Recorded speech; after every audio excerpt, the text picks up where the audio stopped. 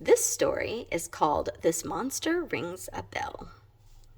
It is by Gabriela Kesselman and Emilio Urberago. And it's actually in Spanish and English, but I'm just going to read you the English part of it.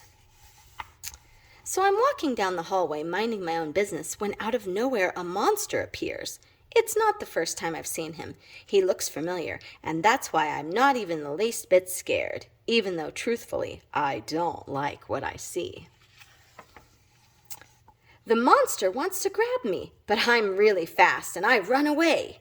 Of course he is bigger. He's enormous, really, and on top of that, he's as stubborn as can be.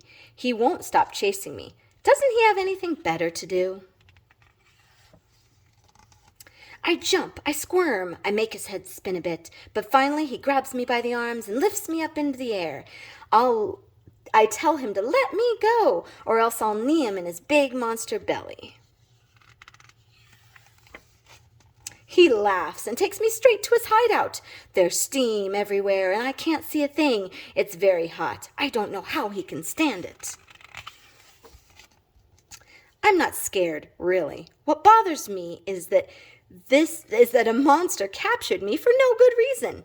I tell him that I'd rather go and play, but he pretends not to hear. He puts me in a huge pot of hot water. It's obvious that he wants me for a snack. So I start splashing the water to see if I scare him. The big brute doesn't care. He just stands there soaking wet. He puts some kind of custard on my head, and just my luck, I don't even like how it smells, at least if it were chocolate. He mixes the custard with his giant paws.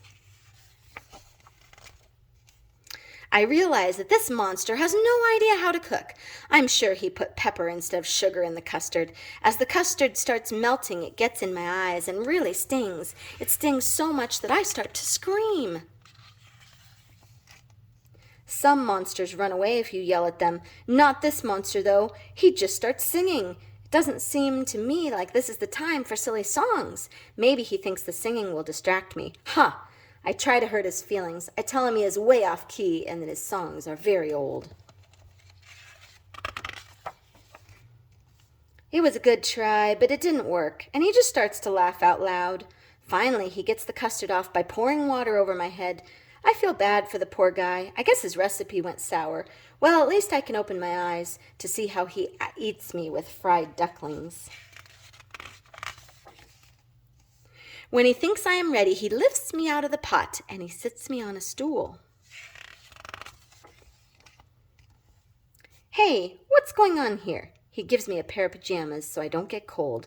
Then he hugs me tight and laughs again. And now that you're clean, Eugene, the monster says, I'm going to gobble you up with kisses. Dad, shouts Eugene. I thought this monster looked familiar. Now I laugh a lot too, just like I do every day.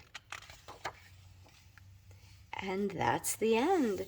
And as you saw in my email, I want to know why this book was called This Monster Rings a Bell.